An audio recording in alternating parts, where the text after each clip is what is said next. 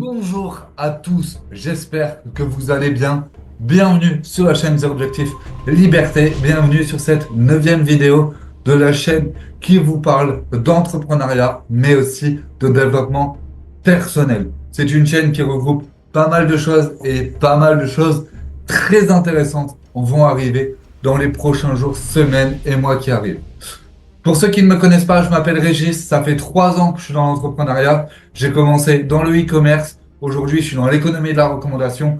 Je suis créateur de contenu depuis très peu de temps. Et à côté, en parallèle, j'écris un bouquin qui a rien à voir avec ce que je vous ai dit il y a quelques secondes. Aujourd'hui, comme vous avez pu le voir à travers le titre, on va parler du why, du fameux pourquoi dans l'entrepreneuriat. Mais on va parler aussi de la mission de vie et surtout ce que personne ne vous dit et pourquoi c'est important pour moi de vous parler de ces deux choses-là qui sont certes différentes, mais qui sont surtout importantes dans la vie d'un entrepreneur.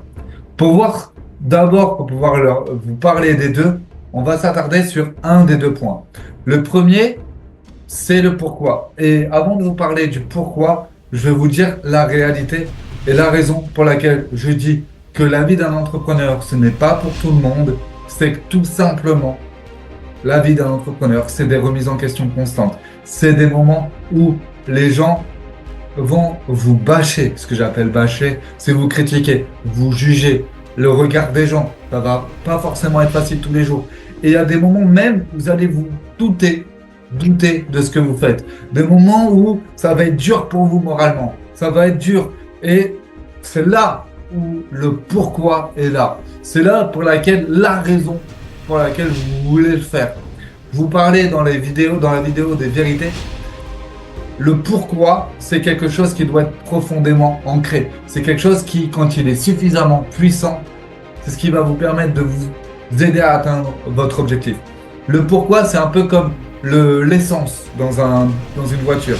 Vous êtes d'accord que quand vous allez au travail avec votre voiture, si vous avez le permis, ou même si vous n'avez pas le permis, que vous prenez dans les transports en commun, vous êtes d'accord, par exemple, pour un bus, je pense qu'il a besoin d'essence. On est d'accord jusque-là, comme une voiture, il a besoin d'essence. Le pourquoi, c'est un peu l'essence d'une voiture. Si vous voulez avancer dans votre activité, il faudra mettre de l'essence constamment. Et cette essence-là, c'est un pourquoi. La chance qu'on a, c'est qu'un pourquoi, il est progressif. Je vais vous donner un exemple. Dans ma vie d'entrepreneur, mon tout premier pourquoi, c'était de me faire livrer plus Uber Eats. Aujourd'hui, il est totalement différent, parce qu'il a évolué. C'est comme un Pokémon. D'accord, si je peux me permettre la comparaison. Un pourquoi, c'est quand il est suffisamment fort, c'est un peu le moteur. Vraiment, c'est quelque chose qui va vous faire avancer. Par exemple, je connais des gens qui me disent « je veux préparer ma retraite » et surtout me permettre que ma retraite, mettre un pécule de ma retraite, quand je suis mort, je serai mort, désolé du terme, ça reviendra à mes enfants. Ils travaillent pour leurs enfants. Ils travaillent fort pour leurs enfants. Et ça, c'est quand même un fameux pourquoi. Et pour le pourquoi, je pense que vous avez compris, j'ai bien insisté là-dessus. On va aussi, je vais vous dire, cette vidéo, elle va être plus courte que d'habitude.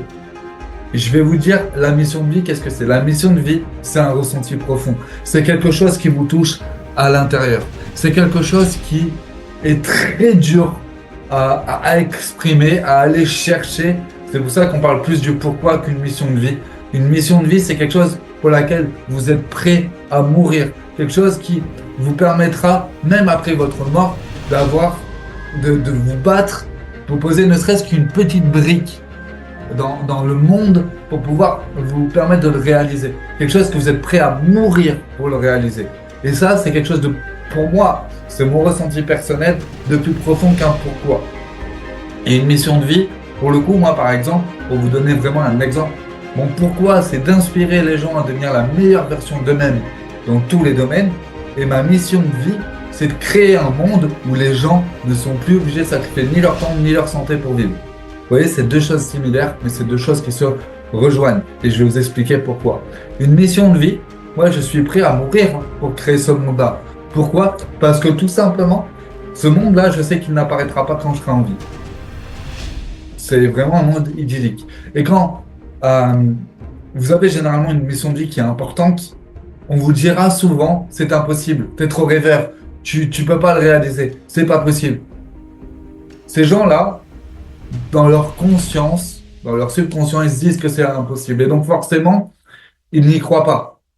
Mais si dans votre fort intérieur, quelque chose qui vous dit que c'est possible, que quelque chose qui vous dise que on peut réellement le faire, et que vous savez pas comment, mais vous allez le réaliser, eh bien c'est ça, votre mission de vie.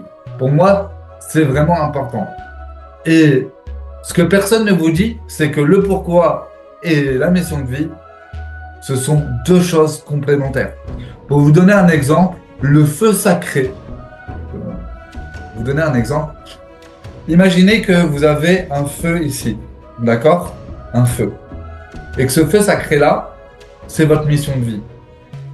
Incroyable, vraiment, il vous anime au plus profond de vous. Vous le ressentez. Mais le pourquoi, c'est la chaleur. C'est quelque chose de plus profond. C'est l'intensité de la flamme. C'est la chaleur. Vous voyez ce que je veux dire? Les deux sont complémentaires. Un feu sans chaleur, c'est pas un feu. C'est quelque chose. Votre pourquoi, votre mission de vie, on va dire, c'est le feu sacré, mais votre pourquoi, c'est la chaleur. C'est quelque chose que, quand vous respirez, vous le ressentez. C'est le ressentiment. Et le pourquoi, vous allez le chercher. Et je vous le disais, ma mission de vie, c'est de créer un monde où les gens ne sont plus obligés de sacrifier ni leur temps ni leur santé pour vivre. Et qu'est-ce que je peux faire pour créer ce monde-là? C'est d'inspirer les gens à devenir la meilleure version d'eux-mêmes dans tous les domaines. En fait, je vois le pourquoi comme une date d'expiration. Bien souvent, quand je demande à mes futurs partenaires ou à mes partenaires dites-moi votre pourquoi vous le faites? Pourquoi vous décidez de me faire confiance et de me rejoindre? Généralement, on va me dire parce que je veux plus de revenus, parce que je veux préparer ma retraite, parce que j'en ai marre de mon patron. Ok, ce sont des bons pourquoi. Ok, génial, on peut commencer.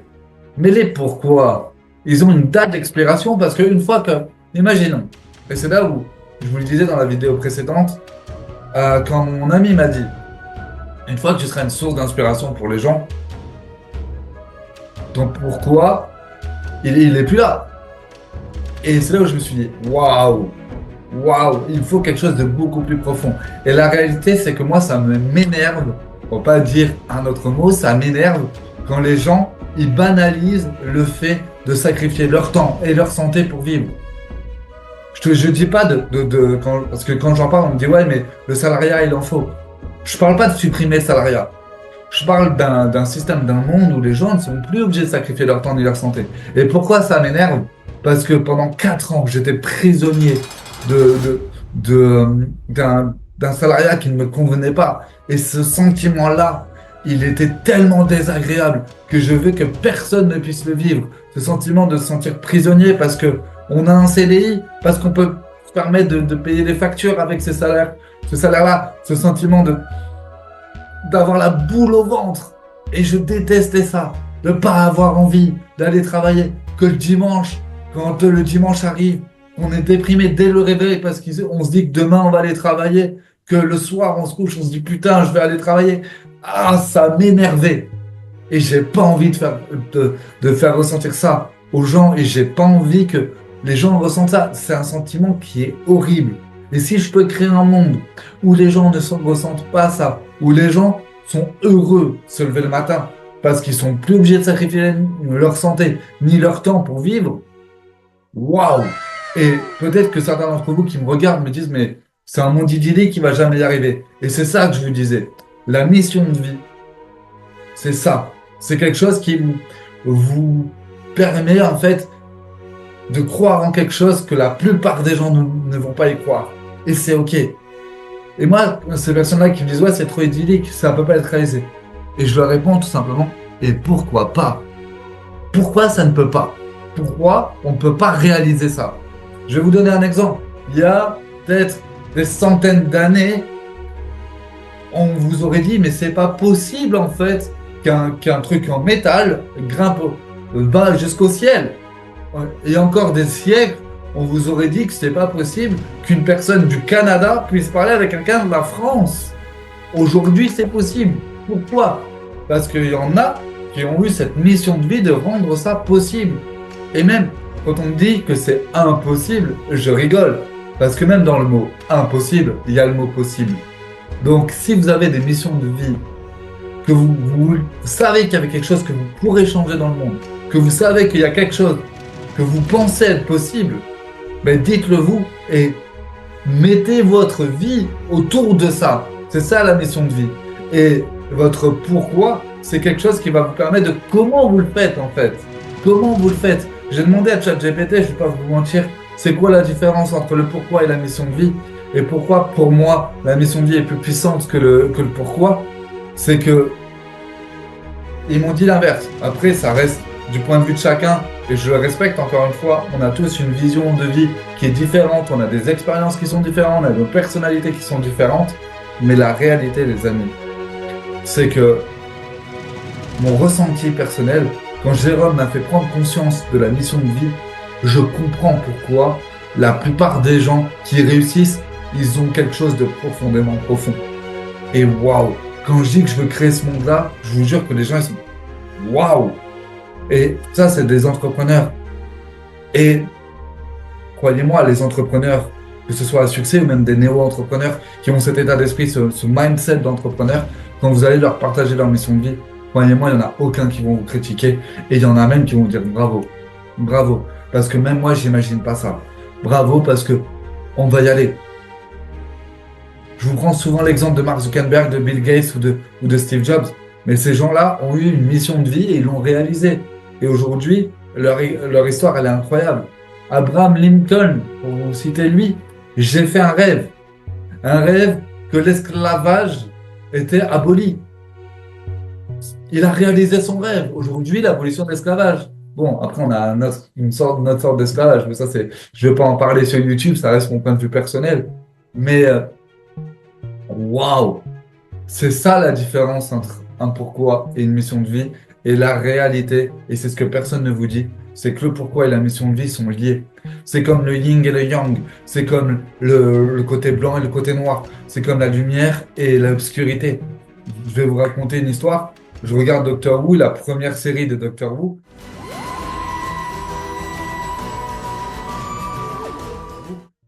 Une série que j'adore pour ceux qui adorent la science-fiction et le voyage dans le temps, le voyage dans l'espace, je vous le conseille.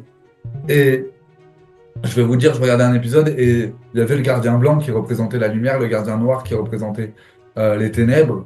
Et la réalité, c'est que dans l'épisode, et c'est là où pour moi ça m'a permis de comprendre certaines choses, c'est qu'il n'y a pas d'obscurité sans lumière, il n'y a pas de lumière sans obscurité.